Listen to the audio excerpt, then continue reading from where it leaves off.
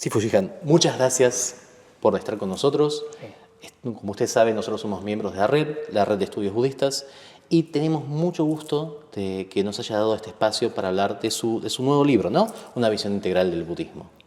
Antes que nada, muchas gracias. Gracias a ustedes. Sifu Jihan, tenemos unas preguntas preparadas. Si no hay problema, se las vamos haciendo. Sí, vamos. Excelente. Lo tengo aquí. Excelente, excelente. Eso es la marca de la preparación, esa es la marca de la excelencia. Nos decía, en el prefacio de su libro, empecemos por el principio, usted menciona la confusión y el sincretismo que enfrentan los practicantes modernos del budismo. ¿Qué lo inspiró a escribir este libro para abordar estas cuestiones y cómo espera que ayude este libro a la esencia del budismo? Primero, la confusión es debido a la cantidad inmensa de conocimientos budistas. Entonces, como nadar en un océano del Dharma y no tener una idea dónde uno está y a dónde está yendo. Excelente. Entonces, eso es la confusión. Sincretismo es debido a la mezcolanza de los sistemas filosóficos budistas. Entonces, cuando la gente no entiende cuál es la diferencia entre Madhyamaka, Yogacara, Tathagata Garbha, diferentes sistemas, solo eso. Entonces, en ese libro trato de aclarar todo eso en una manera más fácil. Y yo hablo español muy simple, en el sentido que es muy coloquial. Y gracias a mi equipo me ayudaron a convertirlo en como lenguaje libro, digamos. Y aquí mi inspiración era para ahorrar tiempo a los estudiosos budistas, darles marcos del rompecabezas del Dharma. Entonces, como si uno han trabajado con o armado un rompecabezas, ¿no? Entonces, ¿qué hay que hacer? Marco, sacar el marco. Y ahí uno empieza a poder ubicar dónde está uno. Y como que es tan vasto el conocimiento de Buda, entonces hay que tomar tiempo, pero saber cómo hacerlo. Correcto. Y este libro está tratando de dar una idea, pero la realidad es, yo cada vez que lo leo me doy cuenta que falta algo. Pero si sigo añadiendo, no va a ser un libro, va a ser muchos libros. Pero eso ya es suficiente, digamos.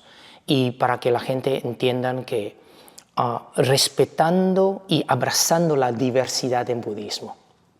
Esto es lo que necesitamos hacer en esta época. En vez de cada escuela, cada propuesta, cada sistema filosófico budista diciendo que este es único, mejor. No existe tal cosa.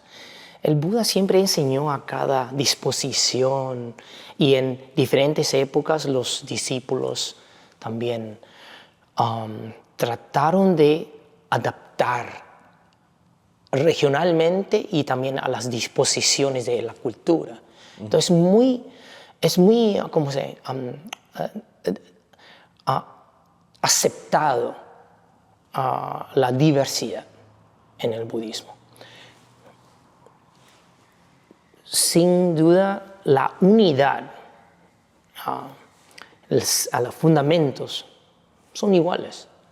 Y ahí también, entonces, es hablar de la diversidad y la unidad de todo. Y ahí, en vez de empezar o entrar en argumentos y disputas filosóficas, es nada más entender qué sistema uno está hablando. Eso es lo que me inspiró. Ahora, yo personalmente, porque pasé 7 años desde 1993, que me convertí en monje, pasé 7 años en una tierra pura, en Taiwán, en el sentido, en la escuela Tierra Pura. Sí. Okay. Y bueno, yo leí todos los textos y comentarios sobre esa escuela, pero me di cuenta que es como, está colgado un poco en el aire. Hay algo aquí que Que no está. no está, pero no tenía acceso a esos libros. Entonces, por eso yo fui a Estados Unidos a entrenar sobre Tripitaka con el maestro Zen Chun, quien me introdujo a las enseñanzas del maestro Yin Shun. Y eso totalmente me abrió los ojos, así como wow. Y la visión integral es ver como la totalidad y digo, ahora entiendo. Yeah. Algo así. Entiendo. Bueno, debo decir que, por lo menos a mí como budólogo, siempre me genera el problema, y Lía seguramente debe coincidir, de cuando la gente viene y dice, el budismo dice, con tanta variedad, ¿quién dice? Es la pregunta, ¿no? Dentro del budismo. Sí. Pero creo que, habiéndolo leído, me parece fantástico, es una gran aporte. Después quería preguntarle, hablando de esto, ¿no? De traer claridad al budismo y traer como cierta idea de desde dónde uno está hablando, ¿no? Desde Yogacara, Sarvastivada, Ayamaka. En su charla en el Museo Larreta, usted hizo énfasis en Súboto, hablando también de cuando fue primero a entrenarse, ¿no? De llevar el Dharma donde no hay Dharma. Entonces, si uno entiende que por eso que parte de Súboto es traerlo aquí, ¿no? Entonces estaríamos entendiendo que no hay Dharma aquí, no hay Dharma, o por lo menos no hay Dharma no en el sentido, si quieren, de los Dharmas como partículas fenoménicas, sino el Dharma como institución. ¿Qué es lo que usted considera que le faltaría a Argentina para que hubiese Dharma? Cuando yo estaba hablando de eso, estaba en contexto de 2006 cuando vine. Entonces, en esa época, estamos hablando de 17 años atrás. Y ahí, ya sabes, 2006, la gente, primero Internet, no había tanta información que hoy. Cada año más. Y todavía no estamos teniendo todos los textos traducidos al español. Pero en 2006 lo que me di cuenta es que hay una necesidad muy grande de los argentinos. Ahora, en el contexto del Dharma, es el Dharma practicado y manifestado. Lo que yo hice en 2006 cuando vine es, yo di 25 entrevistas, 45 minutos para cada persona, los que querían hablar conmigo. Y es como un market research, lo que yo hice. Y como, ¿qué es lo que quieren aprender? Y lo que me sorprendió era, primero, 90% de los que vinieron a la conferencia eran mujeres, 10% hombres. Y ningún hombre me pidió una entrevista, es solo las damas. Y después cuando hablé con las damas, me sorprendió que las jóvenes me hablaban de cuando iban a centros, lugares, como hay muchos autoproclamados gurús en aquella época. Y es como agarran información de otros maestros y ya lo enseñan. No hay nada malo con las enseñanzas, pero lo que sucede después, sufren mucho situaciones, digamos. Y todas son jóvenes y lindas. Ninguna viejita me dijo que sufrió algo. Y ahí pensé, tal vez que hay que vacunar a la gente, porque una cosa es que la cultura argentina es muy de abrazar y cariñosa, así. Pero cuando uno pone esto en el contexto espiritual, budista y en la práctica de los maestros, ahí ya se complica un poco. Nosotros tenemos ciertas conductas. Okay. Entonces, en cuanto, si nosotros, esas conductas fueron indicadas por el Buda, cómo actuar cuando uno está con los alumnos. Y hay cosas que no se puede hacer. Entonces yo empecé a pensar, wow, hay que vacunar a la gente. La forma que fuimos enseñados. Primero, ¿cuál es la conducta de los maestros? Correctas. Y en la relación del maestro con alumno o alumna, ¿cómo debe ser? Y es así. Entonces, eso es lo que me incentivó. Entonces, yo no diría que no había Dharma, no había, pero Dharma manifestado y comunidad de maestros, maestras que tomaron una transmisión y están enseñándolo y con las conductas, comportamientos como alineados con el Dharma y Vinaya. Eso era un poco como dudable. Y por eso decidí venir cada año y entonces empecé en 2008 a hacer este trabajo. Yeah. ¿Y qué es necesario para que Dharma tome como lugar en un país? Primero hay que tener templos o lugares donde hay estatuas, representaciones de estatuas de Buda. Eso es lo que son signos, símbolos para que la gente vea.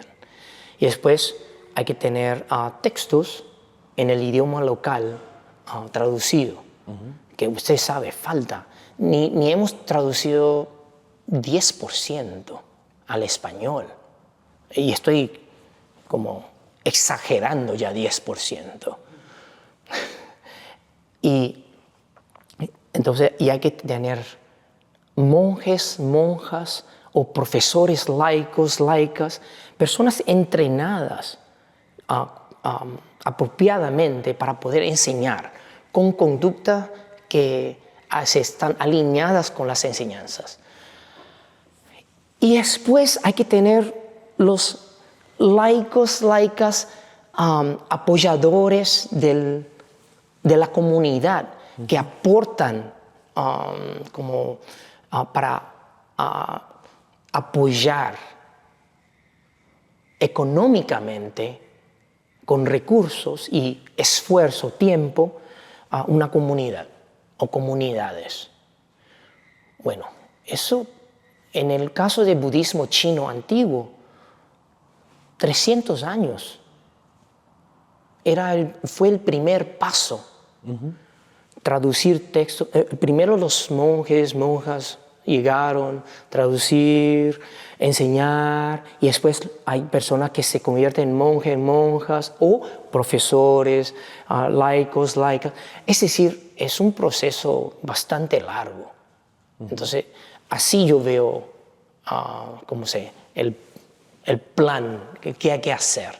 Y por eso nosotros nos apuntamos hacia ese fin, de poder formar personas para poder enseñar, impartir el Dharma y después seguir traduciendo, produciendo textos como manuales de estudio, así, algo así. Entonces, hoy estaríamos en la fase de construcción del templo y, digamos, traducción de textos. Sí, es decir, paso bebé. Yo diría que de los muchos pasos que hay que tomar es en el primer paso todavía. Y yo ya pasé 15, 16 años aquí. Entonces, pero nunca es el cuánto uno puede hacer, es uno lo hace, porque debe ser hecho. Así. Totalmente. Algo así. Muchas gracias. Muchas gracias. Después quería preguntarle, siguiendo con esta idea, ¿no? del Dharma como una cuestión integral, ¿no? Y justamente por eso preguntar qué es lo que faltaba. El libro enfatiza la visión integral, ¿no? del budismo. Y esto es una cuestión que a mí personalmente lo entiendo, me hace sentido, pero siempre la pregunta es esencialmente qué es lo que uno dice por integral. Yo he visto en mi experiencia múltiples como formulaciones. El budismo core, ¿no? O el núcleo del budismo, o budismo esencial, y siempre entiendo que es lo que una persona está diciendo, en su caso usted, está diciendo, esto para mí es la visión integral del budismo. ¿Podría definirnosla en pocas palabras?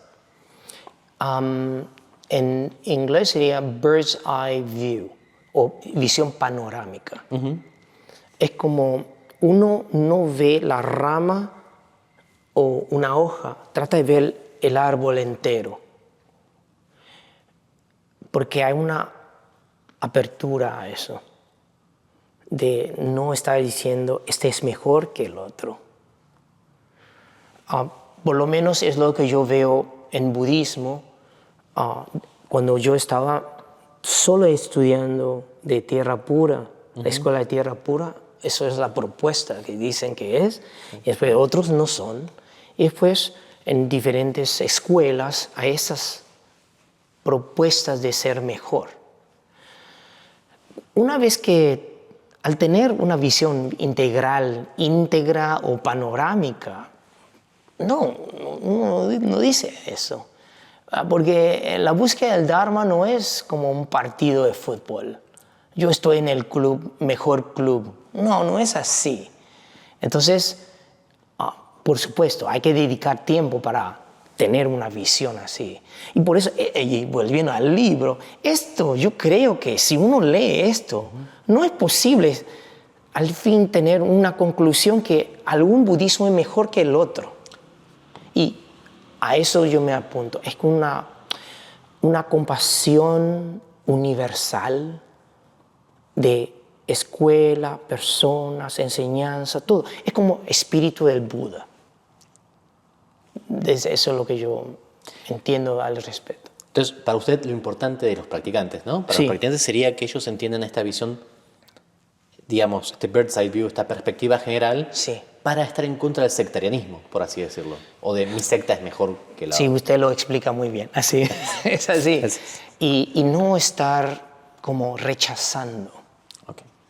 diferentes escuelas que son hermanas del Dharma. Para mí, como el Sutra del Diamante dice, al fin todas las marcas deben ser abandonadas. Pero lo necesitamos cuando estamos en este proceso. Entonces lo necesitamos como herramientas, pero no hay que apegar a las herramientas. Eso. Bien. Como dejar el budismo cuando ya... cuando se cruza a otra orilla, dejar el bote. Sí, porque no hay... ¿Qué es budismo? Yo no creo que el Buda, su noción, al principio, al despertarse, iluminarse, dijo, voy a hacer una religión. Institucionalizarlo. No, yo me iluminé y todos los humanos tienen ese potencial, y enseñó a 5 personas y después se expandió y se dijo, ¿entiendes? Es como Buddhasasana fue así. Pero él nunca le obligó. En Vinaya de los monjes no tenemos tarea o responsabilidad de convertir a nadie. No está dentro como y traer la salvación. No, es compartir lo que nos hace bien y puede hacer bien al otro. Y si el otro no está interesado, le dejamos en paz. No es una competencia. La espiritualidad al nivel más alto es muy libre y también respeta a la otra persona. Entonces, eso es, yo diría, sí hay que decir, el espíritu de la visión integral descrito en ese libro y que está basado en las obras del maestro Yin Shun, de más de 7 millones de caracteres chinos, una inmensidad de obras. Es como un resumen de Tripitaka también. Y su esencia estaba en entender que todo es un proceso y cada uno tiene que entender dónde está. Nada más. Entiendo. Muchas gracias. Muchas gracias. En esto tenía que hacer una pregunta, pero por ahí... Está bien, vamos por ahí a esta pregunta. Sí. De acá usted destaca cinco aspectos, ¿no? Sí. De los para entender el budismo. ¿Por qué se decidió por estos 5 puntualmente? Pues puse 5 porque, aunque me gustaría poner 6 o 7, es mucho. Y cuando puse 4 no era suficiente. Está muy bien. Entonces llegué a 5 porque, primero, cada aspecto, el maestro Yin Shun tiene un libro entero de 1500 páginas con citas de sutras, comentarios. No, es agobiante toda la información. Entonces, la idea es así, hablar del budismo como si fuese, a partir del fundador, el Buda, y entonces, ¿qué pasó así después? Entonces, ¿cómo fue los sistemas evolucionando? Dar una idea de por qué tanta diversidad, explicar la diversidad y también explicar qué es la unidad en el budismo, qué es lo que está en común, denominador en todas las escuelas. Hay diferentes nombres, pero es la misma práctica, con un poco de diferencia como regional, cultural, nada más. Pero lo que se trabaja, la esencia de la compasión y la sabiduría y las realizaciones, uno no puede decir que son diferentes. Yeah. Y si tuviera que preguntarle, para una persona que comienza, por ejemplo, nosotros también lo llamamos la acumulación de mérito y de sabiduría, ¿no? Porque Sí. con la compasión ser mérito.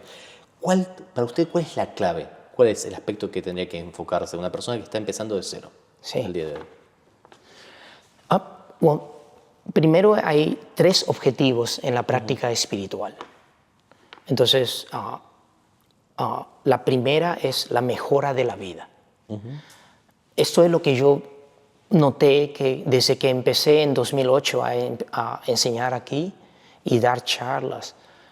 Yo empecé a hablar, primero dirigí a los alumnos pensando que la disposición es como en Asia. Entonces empecé por la liberación, reducir codicia, ira, ignorancia y una mala estrategia. Eran 10 personas o menos escuchando. Después me di cuenta que hay que ir un poco más a la base y hablar de preceptos, disciplina. Y después, a través de la meditación y recitación de mantra, y ahí acceder a la sabiduría del Buda. Pero el primer nivel que hay que tratar es qué es una vida buena, o cómo mejorar la vida de uno, o cómo sufrir menos. Entonces, el primer nivel se llama nivel de la mejora de la vida. Esta vida y vidas futuras. Hay otro nombre que se utiliza, es Dharma humano celestial. Si uno quiere renacer como humano o en cielos, entonces eso es lo que uno hay que practicar. En ese sentido, este nivel como fundamento es compartido por todas las religiones. ¿Okay? Pero así no destaca lo que es budismo, entonces. Y ahí es el segundo nivel. Mi dificultad estos años era que en 2014 empecé a hablar sobre, yo expliqué Sutra de los 8 despertares de los grandes seres. Entonces ahí empecé a hablar sobre la liberación y como la propuesta de la liberación, que es segundo nivel, y también de Bodhisattva. Y ahí perdí a mucha gente. Es decir, escuchan, le gustan, pero no lo practican. Porque la idea de que uno tiene que reducir la codicia, la ira y la ignorancia hasta que se acabe con esto y acceder al nirvana implica que desapegar de cosas, asuntos, relaciones. Desapegar no es abandonar, pero no ser tan pegajoso. Ay, hasta hoy estoy en esto. Y me di cuenta que es sembrar. Sembrar. Y dejar a cada uno decidir tomar su camino. Sí, Sí. por supuesto. No sé si se escucha bien, ojalá que sí. Me resulta muy interesante esto. Mi pregunta es, en general las personas interesadas se acercan. Sí. ¿Es la manera correcta de sembrar o hay alguna otra estrategia de ir a dar una charla a un lugar en el cual la gente se acercó solo por curiosidad? Estoy pensando en los distintos sujetos posibles como público de esa siembra. A lo mejor no son todos practicantes, pero digo, ¿hay otra estrategia suya de acercamiento, de siembra que tenga que ver con aquellos que a lo mejor no practican, pero que sin embargo pueden germinar algo de las enseñanzas? Lo probé todo. Fui a muchos lugares. Digamos que si hay que... primero, tuve mucha interacción con USAL, Universidad del San Salvador. Entonces, y con el profesor Carlos Rúa, que usted también conoce. Sí. Me ha facilitado como hablar, dialogar y también compartir. Y después en escuelas, lugares, escuelas privadas, colegios. Y evento Mantra por la Paz que hicimos por 8 años seguidos, llenar un teatro con 500 personas practicando con un monje por 3 horas. Lo he intentado, pero es sembrar, nada más. Porque de las personas que han cruzado camino con nosotros, con la fundación, no hay tantos practicantes que se dedican y toman refugio y se convierten en budistas, mantienen los preceptos y quieren más. Y nadie me pide ser monje o monja. Entonces, ahí está, porque en Asia, cuando uno coloca el tiempo, se dan cuenta que hay un maestro que sigue así. Entonces hay personas que, quiero ser la vida espiritual. Entonces, ¿qué significa? Como yo digo, la mejora de la vida. Uno está muy confortable con lo familiar, esas relaciones, pero más allá y de difundir el Dharma como un propósito de vida, no es algo que... Y entiendo, y acepto, y respeto. Y entonces, liberación, esa idea de llegar al nirvana o reduciendo las propias aflicciones y poder trilear o caminar el sendero del bodhisattva y ayudar a los seres como reducir su sufrimiento. Estamos en eso. El conocimiento estoy tratando de difundir. Pero para que eso sea realmente como concreto, alguien tiene que hacerlo como una forma de vida. Y entonces yo intenté muchas cosas y me di cuenta de lo que hago bien y no hago tan bien. Porque con el traje, yo soy monje, entonces hay lugares que...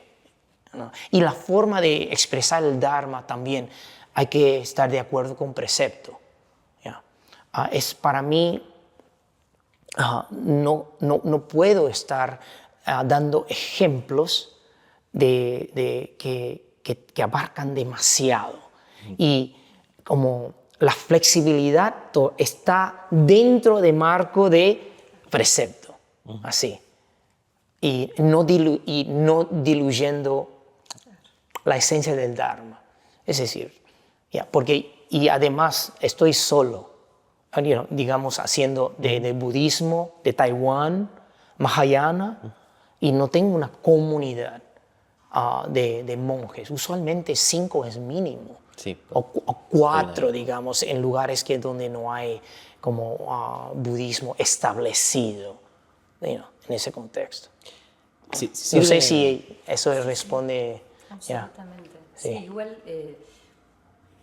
Digo esto porque el budismo, perdón Fede, ahora seguimos, en general tiene fama de ser algo que es tan fácilmente tomable, sobre todo entre los académicos, que hay como muchos comentarios acerca de cuánta gente toma elementos del budismo y confluye con otras tradiciones, ¿no? Que va en el sentido de esas mixturas que usted mencionaba antes. Sí. Me parece un camino interesante para explorar, ¿no? Qué es lo que la gente está encontrando ahí, más allá de que su búsqueda específica es otra y perfectamente entendible. Gracias. Si sirve como experiencia, si Fushigan, nosotros en nuestra escuela tenemos aproximadamente asociados 8.000 y pico de personas, 8.500. Sí. De ahí que hayan tomado el primer nivel, que termina tomando los votos de Pratimoksha, liberación, son 3.000 más o menos. Sí. En el próximo nivel, que son los votos de Bodhisattva, son 500. Sí. El tercer nivel, que es el nivel de Villatara, que es el de Tantra, serán 20, 30. Y lamas se han formado solamente 4 en 30 años que venimos enseñando. Con lo cual, es mi experiencia yo tampoco lo voy a solucionar. Es como que hay que hacer muchísimo para conseguir una persona que eventualmente enseñe. Y me imagino también el tema de los votos del monje, el Vinaya monacal, de sumar otra complejidad más. Pero bueno, esperemos que se consigan. A esta altura, porque yo voy a cumplir 57 ese año, entonces no me sobran muchos días. Si uno vive hasta 80, solo tiene 29.200 días. Me sobran 8.000 días. Entonces yo voy a dedicarme a lo que hago bien, es traducir, producir libros y formar las personas que pueden ser profesores, así, y hacer esa parte. Por lo menos dejar cosas para que otros, después de nosotros, pueden seguir el camino. Pero su trabajo es increíble. Sí, el número que me ha dado es ya mind-blowing. No, bueno, no soy yo solo, quiero decir. Sí, entiendo, pero es la organización. Sí. No, ya es mucho. Gracias. Y hay que seguir el trabajo. Hay que seguir. Porque ¿cuál es el porcentaje de budistas aquí en este país? No tantos. No tantos. Somos como menos que se identifican. No, yo no estoy hablando de simpatizadores. Los que simpatizan con budismo son casi 90%. Es la religión más popular hoy, ¿no? Como aceptado. Pero como en porcentaje de budistas practicantes, no, es muy poco el porcentaje. Sí, yo creo que el punto de quiebre, por lo menos para mí, es una vez que toman los votos y que los sostengan. Sí. Y ahí es donde se queda la mayor parte de la gente. Como usted dice, tienden a ir más a una cuestión de bienestar personal. Sí. Más que otra cosa. Eso. Muchas gracias. Después la próxima pregunta era, en la sección de despejando malos entendidos. Sí. Aborda preguntas que son comunes, que a mí me las han hecho 18.000 veces, por eso me gustó mucho su respuesta. Como si el budismo es una religión más como el cristianismo, judaísmo, o si Buda es un dios. Que esto me lo han dicho, ustedes adoran a Buda varias veces. ¿Cuál de estos malentendidos usted cree que es el más frecuente? ¿Y cómo lo habla en una situación de 1 a 1 con un estudiante? Si hay que identificar una cosa como realmente lo que está afectando el todo de las visiones diferentes al budismo, es ver la mayoría de los alumnos y alumnas ven budismo con lente teísta. Entonces, le voy a dar un ejemplo. Ustedes saben que el maestro Thich Nhat Hanh, vietnamita, en Francia, en Plum Village, hicieron un gran trabajo. Pero la única forma que él pudo entrar como realmente enraizar y también llegar a la gente era incluir a Jesús, a ciertas figuras aceptadas en catolicismo, y ahí podía como más o menos, y hasta tiene libros de hablar sobre ese tema. Ahora, yo tomé otra approach, otra manera de hacer, porque lo que yo noté es que cuando uno empieza con algo borroso, no se aclara después. Es más borroso. Y por eso esa la analogía de la leche con agua. Si uno no empieza con algo más como puro en el sentido, entonces es muy fácil de diluir y después ya no encuentra el sabor. De hecho, cuando alguien me dice, quiere tomar refugio en Triple Joya, Buda, Dharma y Sangha, y quieren ser budistas, ellos tienen que tomar clases. Y una de las preguntas que se hace hasta el día antes de tomar el refugio es, ¿usted tiene una necesidad, carencia emocional por lo invisible, por Dios? Esa carencia. Porque esa carencia proviene del apego al yo y se manifiesta en una manera así, global, porque uno no quiere sentirse responsable por todo.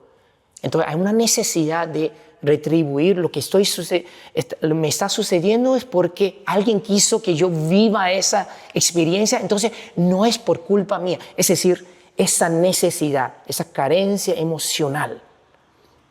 Y en budismo es Sakaya Ditti, cuando hablamos de el apego así más profundo. Teísmo es lo más natural para una persona en la búsqueda espiritual.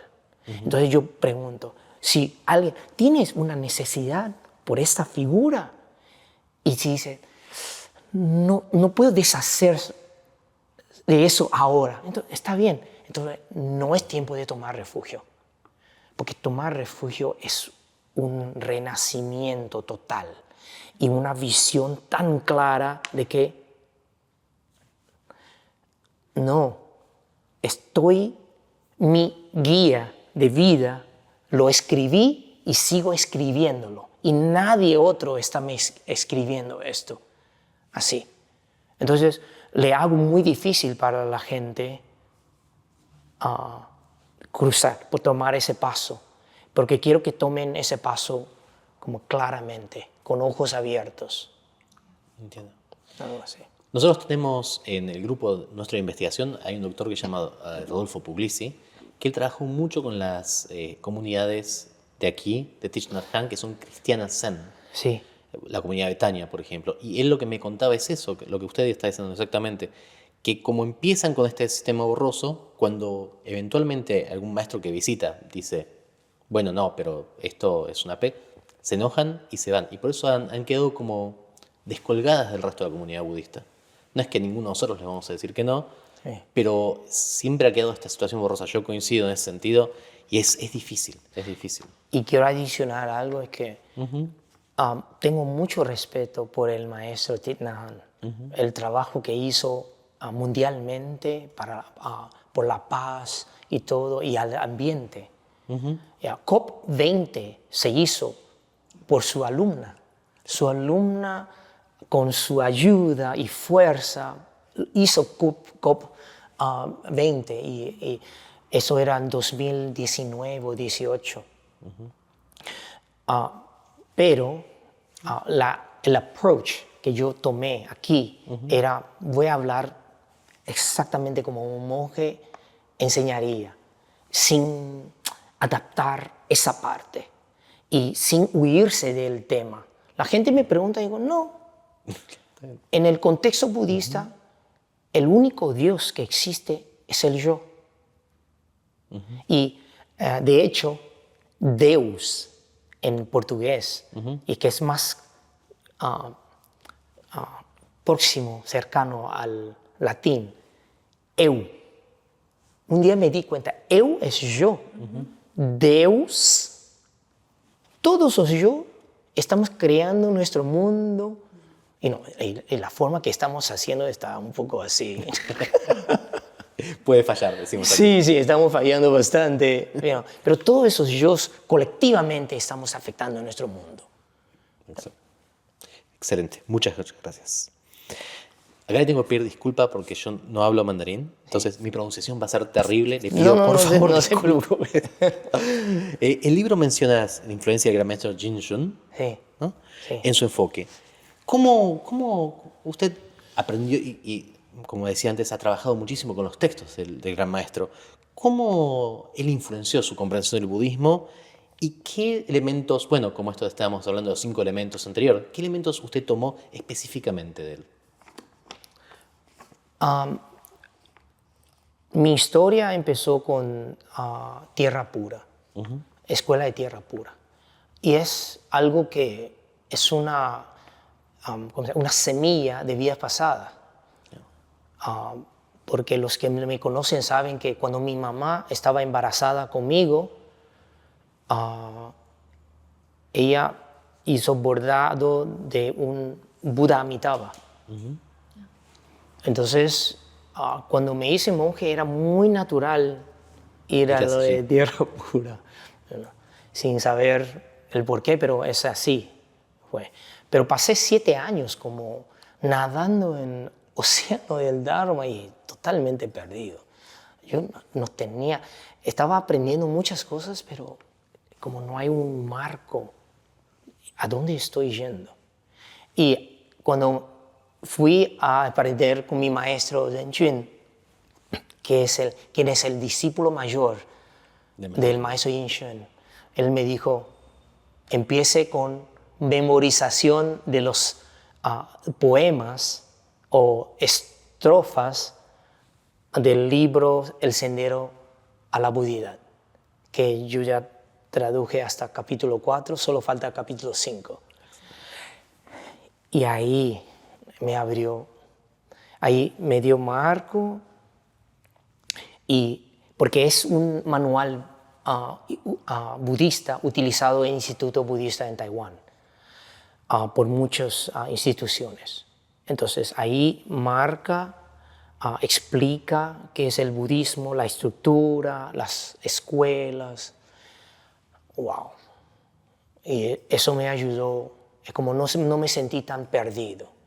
Entonces, me dio brújula y también como norte de ese rompecabezas. ¿Ya? Eso es significa significativo del maestro Yin Shen para mí, sus obras. Y pude conocerlo y tengo hasta fotos con él, mi maestro, y el maestro Bhikkhu Bodhi. Estaban nosotros 4 ahí y yo traduciendo la conversación entre el maestro Bhikkhu Bodhi y el maestro Yin Shen. Y me doy cuenta que el Dharma manifestado se siente bastante pacífico y suave. Es como me abrió los ojos. ¿Ya? Excelente. Le dio, por así decirlo, el mapa. Sí, totalmente. Es como tener un Google Map, un mapa del budismo, del Dharma. Y ahí, después de los estudios, y me di cuenta que, no necesito estar como profundizar en cada sistema. Solo necesito saber dónde están ubicados y ir con el sistema que a mí en la práctica me sirve más en conjunto a meditación. Entonces, para mí, elegí el mismo sistema que el maestro Yin Shen, que es Madhyamaka. Y eso es del venerable Nagarjuna, ¿no? Y eso me dio, wow. Y sirve mucho en la meditación, de dejar, no apegar a marcas, signos, lakshana. Excelente, muchas gracias. Hablando de esto, bueno, ahora vamos ahora justamente tenemos una pregunta después de Nagarjuna. Sí, coincide el Madhyamaka. Los tibetanos tradicionalmente lo consideran que es el sistema más elevado, digamos, en ese sentido también. A mí me encanta el Yogacara personalmente, pero coincido, el Madhyamaka es impresionante. Nos contaba ahí que habla de los 3 sellos, ¿no? Que es los 3 sellos de Anicca, Anatta y Dukkha, puntualmente, como herramientas esenciales para aplicar las enseñanzas. ¿Nos podría compartir? Y es una pregunta que me surgió a mí cuando estaba leyendo. Nosotros también empezamos enseñando, obviamente, los 3 sellos, ¿no? Y el Nirvana. Si tuviéramos que pensar en un ejemplo para que los practicantes lo puedan entender de cada uno de los sellos, ¿cuáles utilizaría usted? ¿O cómo se lo explicaría a alguien que toma contacto la primera vez? Los 3 sellos, según Mahayana, son impermanencia, no-yo y nirvana. Así es como nosotros lo presento en el libro. Entonces, impermanencia es entender que la vida, la existencia es impermanente. Pero la ignorancia del humano es pensar que uno no sabe que va a morir, pero evita pensar sobre este tema. Entonces, y además, la impermanencia también se aplica a la religión. Y eso es una de las cosas muy interesantes. El maestro Yin Shen dijo, tanto como la existencia de una vida, una religión tiene su nacimiento, envejecimiento, enfermedad y muerte. Vas a pasar por esa etapa. Entonces, budismo, estamos, según los textos, primeros 500 años de budismo en la India, desde el nacimiento del despertar del Buda. Entonces, 500 años es right dharma, dharma correcto. Y después viene la apariencia de dharma por 1000 años. Y ya entramos en 1000 años de decline del dharma. Y solo faltan 9000 años. Y cuando termina 9000 años, cuando llega a eso, no habrá sangha en el sentido de comunidad de monjes o monjas, no. Y ninguna persona como renunciante. Y no habrá, los textos estarán todo como no accesibles, porque hasta los textos tienen que ser mantenidos. Textos físicos y electrónicos, todo va a desaparecer. Y las estatuas van a desaparecer también, porque se van a degradar. Entonces, eso, la impermanencia de la religión también, tanto como la impermanencia de un individuo. ¿Okay? Y el no yo es entender que el cuerpo no es el yo, y tampoco la mente o la conciencia es el yo. Es todas esas cosas unidas, llamamos, es el yo condicionado. Y es condicionado. Causas y condiciones existen, algo surge. No existen, desaparecen. Entonces, ahí uno entiende que la mayor ignorancia que tenemos como humanos es apegar a un yo concreto, intrínseco, inherente, autónomo, independiente. Bueno, todos los adjetivos atribuidos a un Dios. El humano se cree así. Entonces, no yo es la realización que tenemos que llegar. Entonces, aplicando en vida diaria no es sobre yo. Preguntarse así. Entonces, en la reta yo hablé de... es gracioso que nosotros creemos que somos protagonistas de una película. ¿Pero qué protagonista? El protagonista muere y la película continúa. Entonces, ¿qué protagonista? Somos, a lo mejor, actores secundarios un poco más importantes, de acuerdo con nosotros mismos. Pero, importancia, ¿quién lo da? Ciertas personas. Pero, bueno, entonces, en ese sentido, nosotros tenemos que tratar de servir, beneficiar a los otros, porque aquí ese es el propósito, la elevación de esta espiritualidad del ser, de la conciencia, la purificación de la conciencia está ahí en ese proceso de dar, de compartir, y menos yo, más los otros. ¿Ya? Eso. Y por último, nirvana, la felicidad suprema, la paz, la quiesencia. En realidad, nirvana, como traducido es mejor, la quiesencia, la cesación del sufrimiento. Entonces, uno tiene que conscientemente querer reducir la codicia, la ira y la ignorancia. Con ese propósito, y de poco a poco trileamos hacia ese nirvana final. Así. Entonces, más o menos así. Y eso se puede aplicar en textos budistas, en todo sentido. Y por eso en el libro di algunos ejemplos. Una pregunta que quería hacerle era sobre los 4 siddhantas de Nagarjuna, ¿no? Sí. Como decimos aquí, los tetralemas. Se presentan como un marco para entender, generalmente, la enseñanza del Buda, justamente por ahí, por su foco en el Mayamaka, ¿no? ¿Cómo podemos pensar esto, no solamente dentro del contexto del Mayamaka, sino dentro del contexto de las otras escuelas? ¿Cómo se pueden ir aplicando? El mensaje para mí de Nagarjuna, venerable, al respecto sobre 4 siddhantas, está nada más diciendo que el Buda enseñó de acuerdo con 4 propósitos, de acuerdo con la disposición de la gente. Entonces, no hay que entrar en disputas filosóficas entre los practicantes. Hay que respetar lo que uno está buscando en el Dharma. Así. Entonces, la idea es regocijar de la diversidad que tenemos en budismo y también fundamentarse en la unidad, lo que hay que practicar. Nada más este es el mensaje que él tuvo. Porque al fin de Mahaprajnaparamita Sastra, él tiene,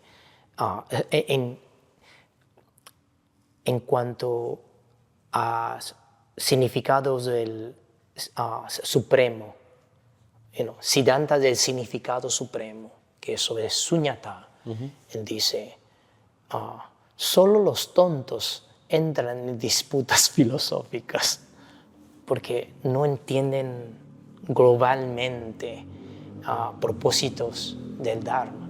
Entonces no hay que entrar en eso. Entonces regocijar, festejar la diversidad de las diferentes escuelas budistas y además fundamentarse, tener buena base en la unidad. 4 nobles verdades, noble octuple sendero o camino, 37 factores de la iluminación. Eso. Excelente. Gracias. Son la parte de los prerequisitos y las dependencias, ¿no? Sí. Usted estaba comentando esto que hablábamos antes, del mérito y la sabiduría, la compasión y la práctica de la sabiduría. Sí. Esto es una pregunta que surge muchísimo, ¿no? Hay gente que en mi experiencia tiene como mucho foco hacia el mérito, ¿no? Y a la compasión y hacen cosas, por ejemplo en el budismo tibetano hacen zazas, ¿no? Hacen las pequeñas estupas. Sí. Y hay gente que le gusta mucho la parte de sabiduría, no solamente el estudio, sino la práctica de meditación y la vacuidad. Y tienden a desbalancearse. Y yo siempre digo, es como hay que hacer las dos, no es una u otra. Sí. ¿Qué consejo le daría usted que a alguien que está haciendo como demasiado foco en alguno de estos dos aspectos? Bueno, en el contexto de los 4 prerequisitos para entrar a la entrada del corriente y también las 4 dependencias, el primero es asociarse con buenos maestros, Kalyana Mitras, pero depender del Dharma, no del personaje, de la persona. Entonces significa que es buena idea tener un buen maestro o maestra. Sí. Porque nosotros tenemos puntos ciegos. Cuando el Buda le pregunta a Ananda, ¿cuál es la importancia de un maestro? Y Ananda dijo, un buen maestro ya es como es la mitad de la práctica. Y el Buda dijo, no, es 100% de la práctica. Entonces, en ese caso, si uno está como practicando una cosa y no la otra, entonces, ¿quién le puede corregir? El maestro. Hay que tener un maestro o maestra en ese contexto. Ahora, la práctica en sí mismo, supuestamente se nos enseñan que cuando te gusta mucho algo, tienes que practicar menos. Al principio es diferente. Al principio, como principiante, como para entrar por la puerta, practicar lo que te gusta. Y después, una vez que sabes qué tienes que practicar, entonces hay que practicar lo que no te gusta. Y ahí, lo que no te gusta más. Lo que te gusta, siendo algo que te gusta, y ahí es como estás más equilibrado en la práctica. ¿Ya? Y usted habló de méritos y sabiduría, ¿no? Esos dos.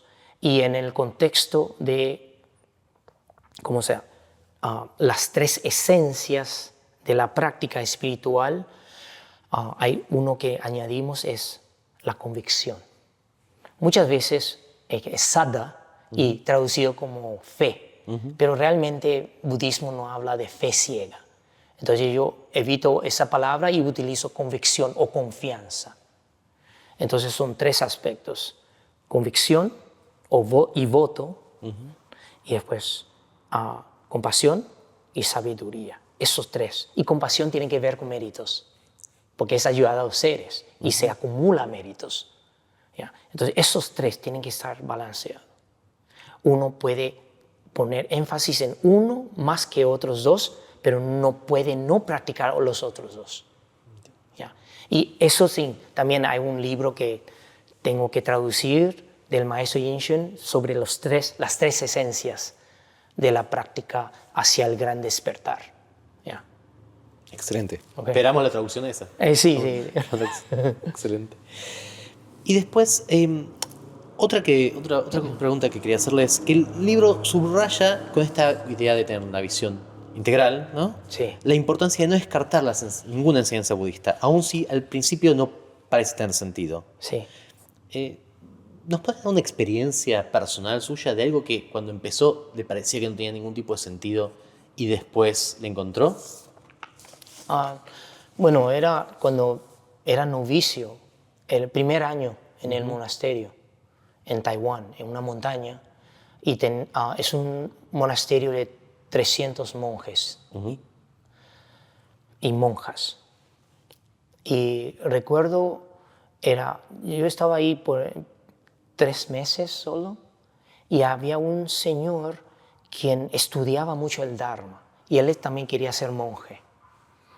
Y estamos todos ahí entrenando para ver si nos aceptan formalmente, tonsurar y ser monje.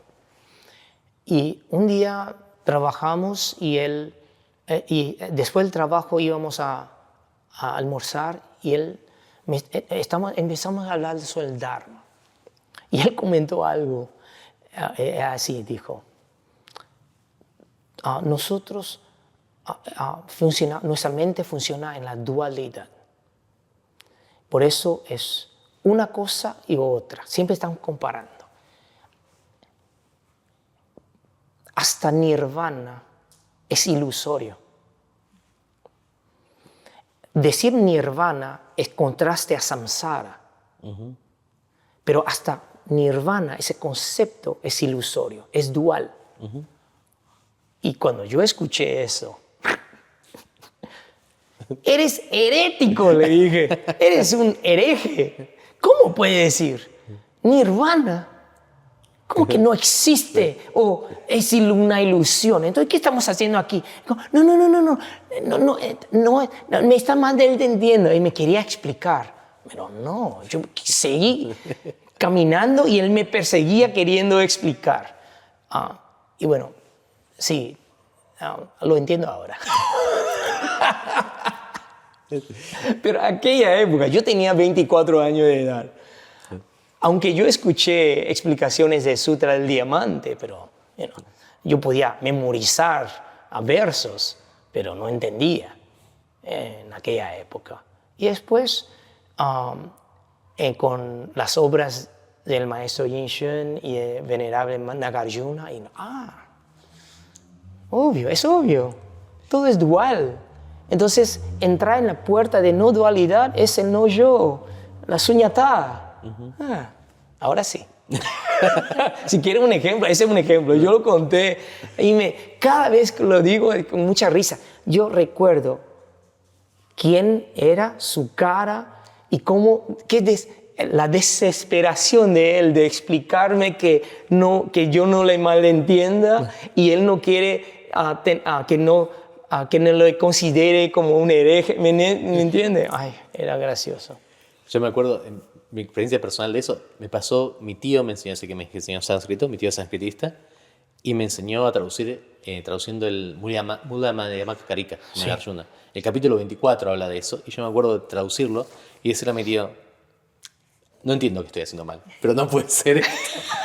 Y mi tío decía, no, está bien lo que dice el texto. Yo decía, no puede ser, no puede. Es impresionante, impresionante. Bueno, es un gran ejemplo. Después, usted mencionaba, esta es otra pregunta que me hacen un montón, ¿no? Usted mencionaba que el budismo no tiene autoridad central como un papa. Entonces, la pregunta sería, obviamente esto trae ventajas y desventajas, ¿no? Nadie nos puede excomulgar, nos pueden sacar del budismo, pero al mismo tiempo hay una falta de claridad y jerarquía, que yo creo que a veces eso complica un poco. Sí. ¿Cómo piensa que eso afecta, especialmente aquí en América del Sur, donde no está tan claro el tema de las múltiples escuelas, ¿no? Para un ejemplo personal, yo hago budismo tibetano, pero no soy de la escuela del Dalai Lama, que obviamente respetamos grandemente. Pero vienen y me dicen, el Dalai Lama dijo esto, y yo digo, pero está bien, pero no es de mí. ¿No? Si mi escuela me dice algo, es una cuestión, creo que el Dalai Lama es otra. Sí. ¿Cómo usted ve que eso afecta aquí en América del Sur, esta falta de claridad? O primero hay ventaja y desventaja. Y justamente la ventaja sería cada comunidad budista tiene la libertad de ejercer adaptaciones adecuadas a la región, como lo ve. La desventaja sería cuando se pierde el eje, nadie te corrige y uno se va por las ramas, así. No hay solución a eso.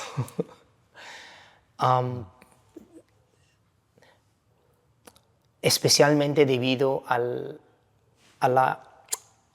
espíritu de budismo. Como no es una religión que tiene como una autoridad como árbitro. No es así. Nuestro árbitro, ¿qué te indicó el Buda? Dharma y Vinaya. Solo eso. Y ahora recordando la famosa conversación entre él y Ananda, Ananda le dijo, maestro, ¿no quieres nombrar a alguien como para dirigir el Sangha? Como después de que usted se vaya, ¿y a quién escuchamos? Y el Buda dijo, no, después del Buda entrar en parinirvana es seguir con el Dharma y Vinaya, preceptos y las doctrinas. Entonces, él dejó así y como fluya.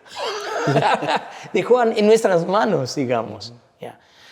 Ahora, la esencia del budismo, como en la comunidad que hace divulgación del Dharma, sí tiene ciertas reglas. Es que se respeta un grupo. Uno no manda todo. Hay que tener compañeros. Hay que tener la humildad de escuchar opiniones. Y hay que tratar con respeto a los alumnos. Es como hay ciertas pautas a seguir. Más de eso no hay. Excelente. Sí, Entonces, es así. se complica a veces, pero a veces también tiene ventaja, como usted dice, la flexibilidad. Sí. Pero la desventaja es que no se puede expandir como un multinacional, en el sentido que va a ir expandiendo. Y hay organizaciones budistas que tratan de hacer eso. Pero siempre cuando se hace en esa manera, su tamaño se expande, pero llega a un tamaño no manejable. Entonces, para mí no es ni bien ni mal. Es una elección del fundador de esa organización y cómo elige. Yo personalmente, yo no tengo esa ambición de que hago lo que puedo, así.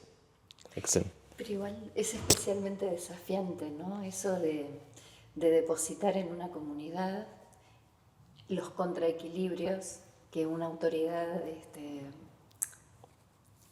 puede bajar como preceptos. Sí. Me parece un desafío especialmente importante, pero que deja otras enseñanzas también. El sentido de lo comunitario y la potencia que eso tiene es muy fuerte en el budismo. Y me parece que es un contrapeso lo suficientemente importante como para que tenga ese lugar. Sí. Además lo pensó Buda, digamos. Entonces, sí, pero digamos que porque creemos en karma y consecuencia, ahí está, cada uno se ocupa de lo suyo y piensa en su efecto en el mundo.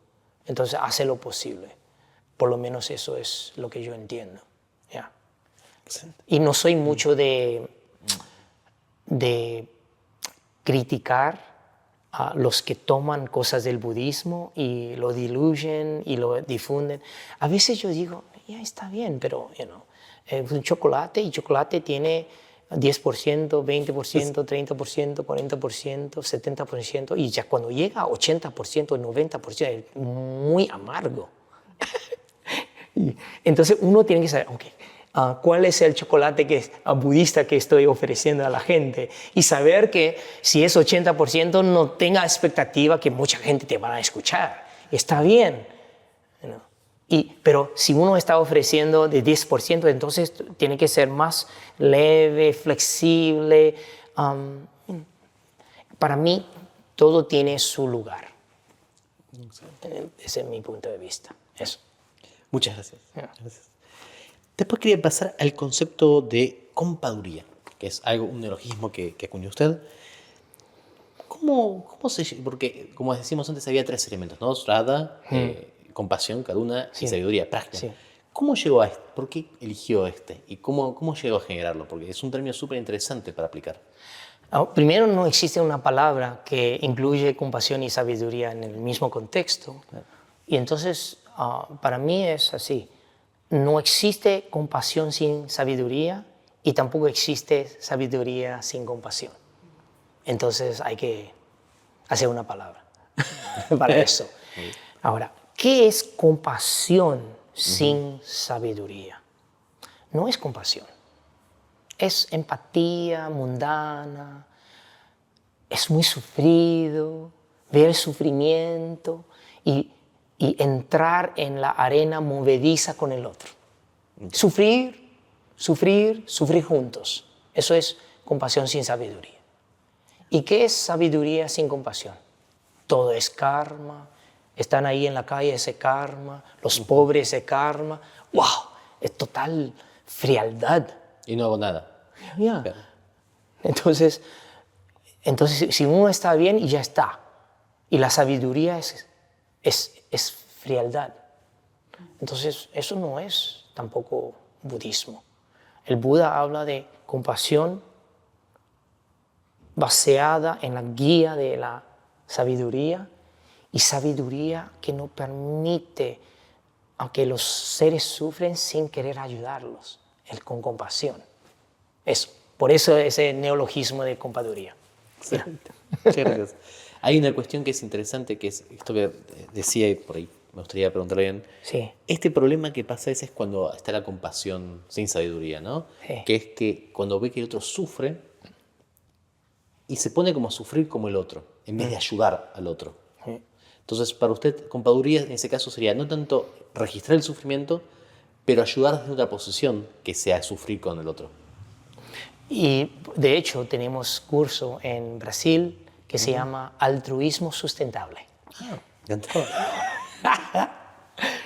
Sustentable, ¿por qué? Por ecuanimidad. Entonces, realmente yo lo que yo hice es sacar Mahaprajnaparamita Shastra de Nagarjuna, tomé el capítulo 33 sobre Brahmaji Viharas y lo puse en lenguaje así y lo está dando ese curso un profesor, un alumno mío, entrenado, y entonces hablando de los 4 aspectos del altruismo. Excelente. Para que sea sustentable. Entonces, ahí habla de qué es y qué no es. El sufrimiento no tiene nada que ver con la práctica de la compasión.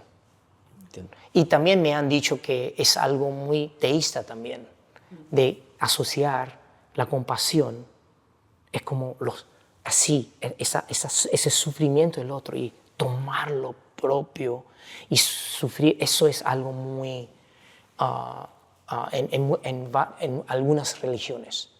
Me han dicho así. Y como sabe, en Sudamérica principalmente a cierta creencia, entonces compasión siempre está relacionado con sufrir. Entiendo. Y hay una palabra que es, no recuerdo, es como, hay que pesar, es como la compasión, hay que tener pena, sentir pena, entiendo, dolor, eso. Pero en contexto budista no está no tiene eso. Yo sospecho que la gente, a veces que la gente que es así, que le gusta sufrir, es una cuestión de placer. O hay cierta cosa del goce en sufrir cuando el otro sufre. Porque si no, no entiendo cuál es el apego que se genera. Pero es verdad que esto pasa. Y nadie quiere sufrir solo. Está bien. ¿Por qué la gente se junta para hablar de Los problemas. los problemas? Porque se siente como yo no estoy sufriendo solo y entonces se siente como hay compañerismo. ¿Ya? Pero eso tampoco está en la misma dirección de lo que el Buda apunta.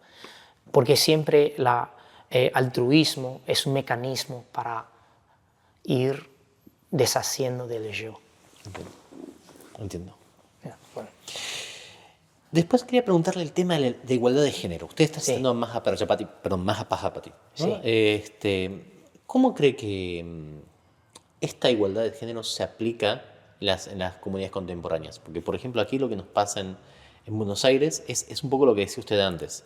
La mayor parte de la gente que va a las comunidades generalmente se identifica como mujer. Pero la mayor parte de los maestros, salvo 2 o 3 casos, son maestros hombres, ¿no? ¿Cómo ve este tema de igualdad de género en las comunidades contemporáneas? Primero me gustaría ver más mujeres maestras, tanto monjas y laicas, porque pueden servir mejor a la necesidad de las mujeres. Pero hay que entrenar y para una gran necesidad, especialmente también en el contexto de la práctica de meditación. No hay suficientes maestras haciendo el trabajo. Okay, eso es lo que yo siento. Ahora, contemporáneamente las comunidades budistas han avanzado, yo creo, bastante ya. Okay. Ahora, ¿cuál es el problema? 2 desafíos. Los monjes ortodoxos están resistiendo ceder poder o reconocer. Pero por otro lado es aún más complicado. Las monjas reformistas buscan reconocimiento de los monjes que no van a conseguir. Entonces yo hablo con personas que trabajan en la ordenación de bhikshunis bastante. Hasta mi hermana trabajó con su maestra sobre ese asunto. Fueron a Sri Lanka, hablaron con la comunidad de los monjes mayores, así, tratando de traer nuevos cambios. Y entonces es como se puede llegar a un acuerdo teórico, pero ponerlo en práctica es un problema. Y el gran desafío es ¿cuál? Les explico. Usualmente las monjas asiáticas, ellas practican. Especialmente en Mahayana de Taiwán, no. Uno practica y sabe que se puede liberar, puede cortar las aflicciones, puede ayudar a los seres. Ya no es buscar reconocimiento de los... no están buscando de los hombres, no. Pero ¿qué pasa? Y ahí voy a ser sincero lo que yo observé.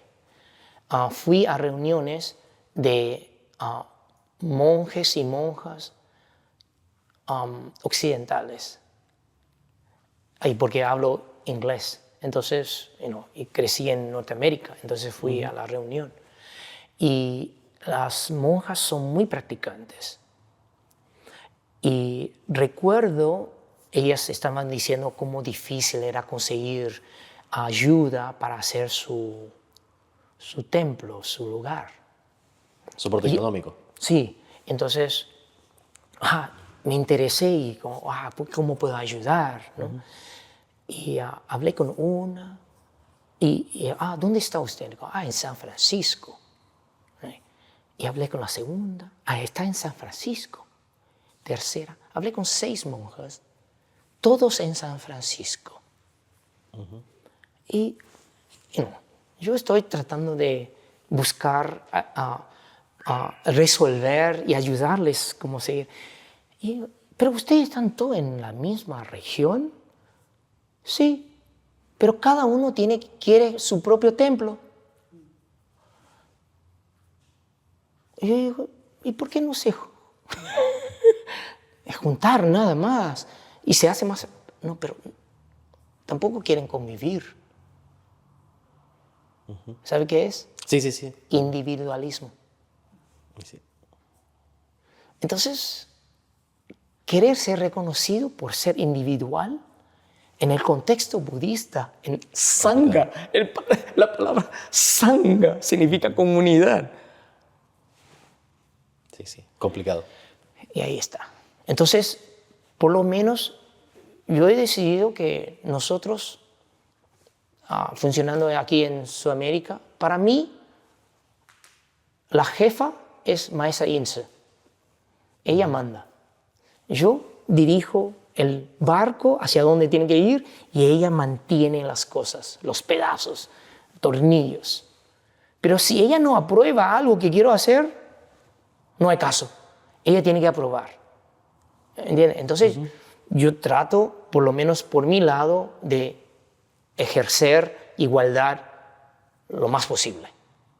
Y ella me respeta un montón, pero yo sé que si algo no pasa su prueba o su ok, no. Es mejor no hacerlo porque no va a terminar bien. Entonces, y ellos conocen a ella. Y entonces a veces yo paso con una idea 2 o 3 años, de poco a poco, hablando, retomando el asunto, hasta que ella dijo, bueno, vamos a probar esto. Ya. Y ella tiene 2 años menos que yo. Entonces yo estoy tratando de comprobar que es posible tratar con igualdad a una compañera monja. Yeah. Y así enseñamos a todos. Yeah. Excelente. Muchas gracias. Después ya estamos terminando, pero Sí. quería preguntarle, me gustó la idea del rompecabezas, me gustó como decía al principio, Sí. justamente también lo hace ahí, que uno siempre empieza por las esquinas, ¿no? Esencialmente intenta buscar el marco. ¿Cuál sería, más allá de leer el libro, que obviamente está diseñado, es el marco para el resto, a la gente que comienza, si tuviéramos que hablar de qué estrategias podría recomendarle para encontrar estas esquinas en las cuales empieza a armar su propio marco, ¿qué le recomendaría? Estoy desarrollando algo que está en el horno. Tengo una, ¿cómo se llama? Psicología budista, como se llama survey. En cuanto, ustedes saben cómo es MBTI, Sí. que la gente son 16 personalidades. La escala Myers-Briggs. Sí, entonces yo desarrollé algo con contexto budista y para que uno entienda su como autoconocimiento, la vida de uno. Y hay otro que está en el proceso, es dividir los aspectos, las prácticas budistas en convicción, asada, compasión, karuna y prajna, de sabiduría, esos 3. Y son serie de preguntas. Entonces, para darle una idea, es como los 3 así y los 3 aquí. Entonces, más, menos. Más, menos, menos. Menos, más. ¿Entiende? Es como, según las preguntas, entonces uno pone cuántas estrellas, entonces te va a dar un resultado y decir, bueno, te inclinas más hacia esta cualidad, entonces ¿cómo debes entrar en la práctica? Excelente. Como unas encuestas de internet, las que uno hace el tipo y le dicen, ok, tienes que hacer tal cosa. Excelente. Sí, entonces ahí sí es como sin maestro, uno puede ir así y cuando uno es honesto con su propia disposición y entonces te da un resultado y ahí uno puede consultar al maestro o maestra sobre ese asunto y digo, bueno, entonces ¿cómo practico más? Y entonces, dando un ejemplo, hay personas que les gusta mucho estudiar el Dharma, pero no quieren hacer ninguna prosternación. ¡Ay! 10. 10. 3 ya es un montón, dicen. nosotros como novicios hacíamos 500 a 3,000 por día.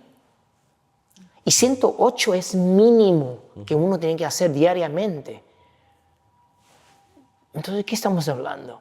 Es como a alguien le cuesta agachar la cabeza, es como una posición de humildad y querer recibir la ayuda y, ¿cómo se llama? Bendición de triple joya.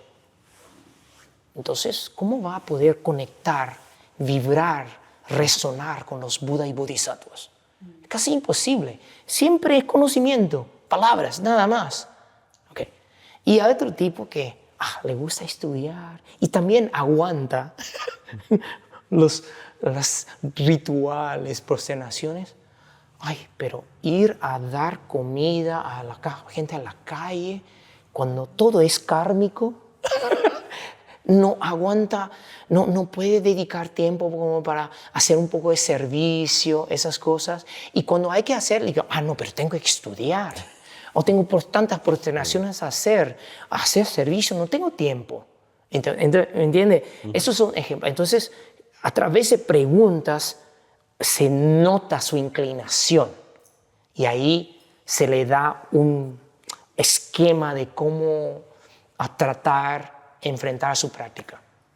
Excelente. Cuando lo tenga, por favor, pásenos. Sí, le voy a compartir. Por favor. Nosotros, ¿sabe que nos pasa más o menos lo mismo? Nosotros tenemos una práctica en el budismo tibetano que se llama el Nondro, que tiene como todas esas partes. Tiene la parte de meditación, pero tiene la parte de postraciones también. Sí. Y yo creo que en la parte de postraciones es la más resistida. Sí. En mi experiencia es lo que nadie quiere hacer. Te dicen, podemos hacer otra cosa, busquemos otra forma. No, hay que hacerla. Hay que ser 100.000 en el budismo tibetano. Sí, hay 4 prácticas previas como para la entrada, a realmente recibir una enseñanza. Sí, y una de esas y otras son mandalas para hacer ofrendas. Sí. Pero es así, las postraciones son terribles. Sí. Después quería preguntarle el tema de la idea el tema de la imagen de la leche, ¿no? La analogía de la leche. ¿Cuáles son para usted las señales? Usted mismo ha hablado antes de cuando se empiezan a tomar elementos y estos se empiezan a mezclar y se pierde el sabor, ¿no? Este chocolate al 10%, por así decirlo. Pero mientras haya chocolate, sigue siendo chocolate al 10%. Pero ¿cuándo es que deja de ser un chocolate y se transforma en otra cosa? ¿Hay alguna señal, algo que usted considera que surge bastante y que uno dice, ojo con esto?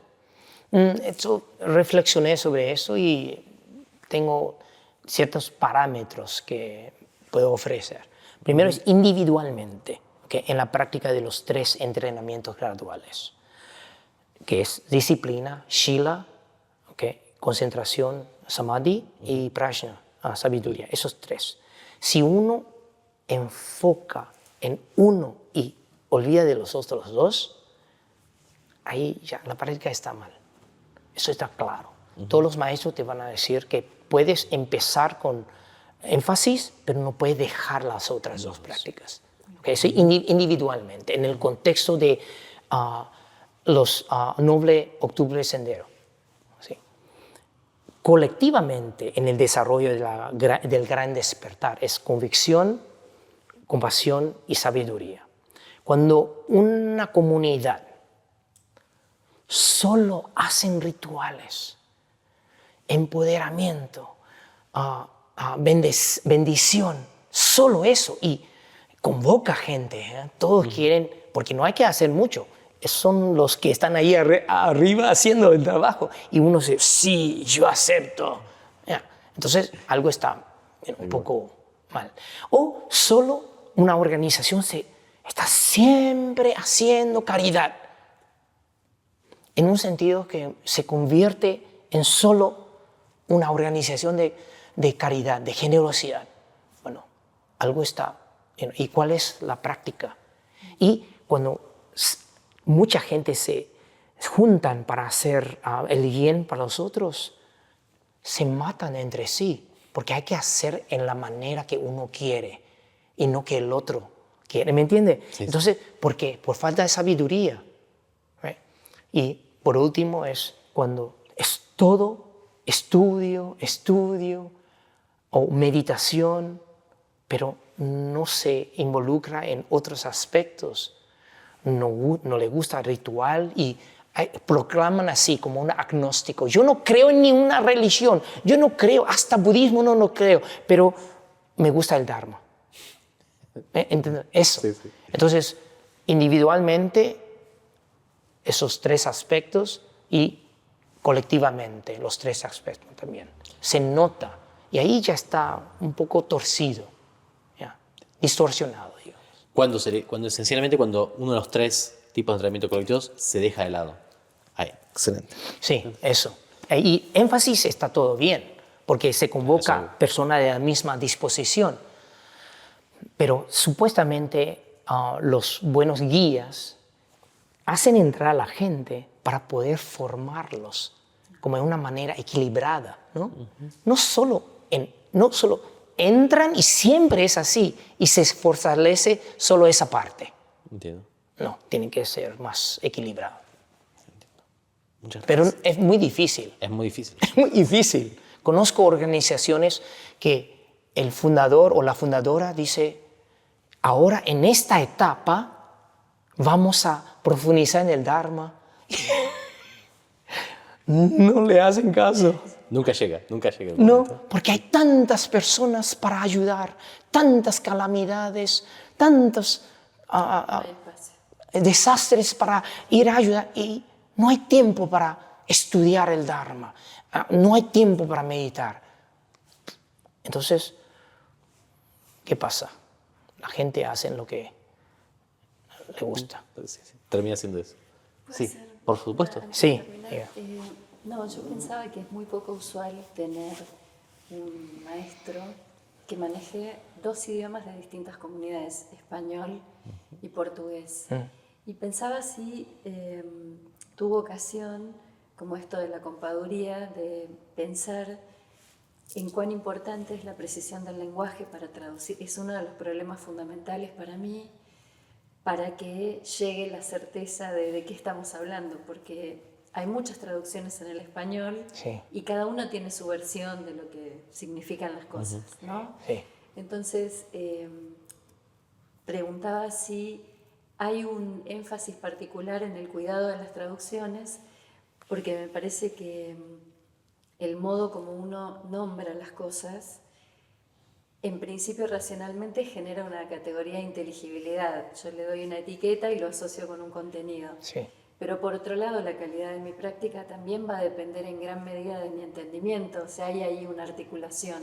Sí. Entonces pensaba que la tarea de traducción que usted puede hacer tanto en español como en portugués es enorme, porque además habla chino, digamos, hay ahí una serie de articulaciones en términos de precisión de la enseñanza y por lo tanto de legitimidad en el sentido de que llegue una enseñanza que no sea del 10%, ¿no? Si hay una búsqueda específica suya en ese sentido, o en realidad la traducción es la que sale y no hubo una búsqueda específica. Digo, me parece poco habitual que haya un maestro que maneje el español, que maneje el portugués, que maneje el chino, que maneje el inglés, sí. que permite una circulación muy interesante. Es una pregunta muy interesante lo que usted está haciendo. Es así. Primero, vamos a hablar del desafío número 1. En la época de la Ruta de la Seda, Xuanzang, maestro Xuanzang, cuando él tradujo, o Kumarajiva, maestro Kumarajiva, ellos trabajaron con 500 personas, traductores, revisadores, académicos, 500, todo al mismo tiempo, financiado por el Estado, por el emperador. Yo empecé One Man Team. Pero que vale por 500. No, definitivamente no.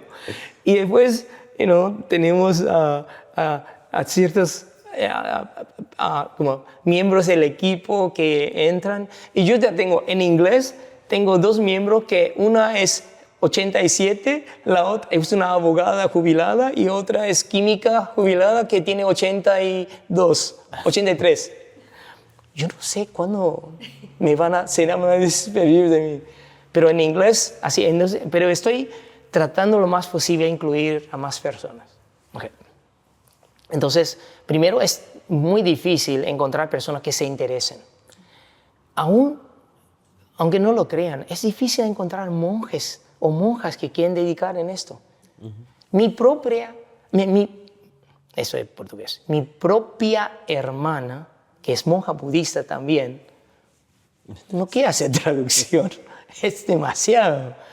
Entonces yo ni podía convencerla a como ser parte y hacer eso. Entonces yo ya entendí que yo no soy la mejor persona para hacer esto. Entonces hay un dicho en budismo más ortodoxo, dicen, si uno traduce una palabra equivocada, va al infierno. ¿Okay? Entonces mi respuesta es que voy lo mismo y hago lo mismo, aunque yo tengo que ir, voy a intentar. Porque me imagino que si bien voy a ir al infierno, va a ser por un segundo y ya vuelvo a renacer, por mi intención pura de querer impartir el Dharma. Y además no es voto de una vida. A los 24 años mi voto era traducir textos, pero al inglés yo pensaba.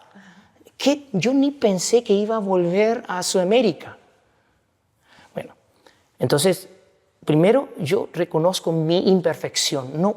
Realmente yo no tengo conocimiento a la altura que me gustaría, pero sigo aprendiendo. Por lo menos me siento que yo soy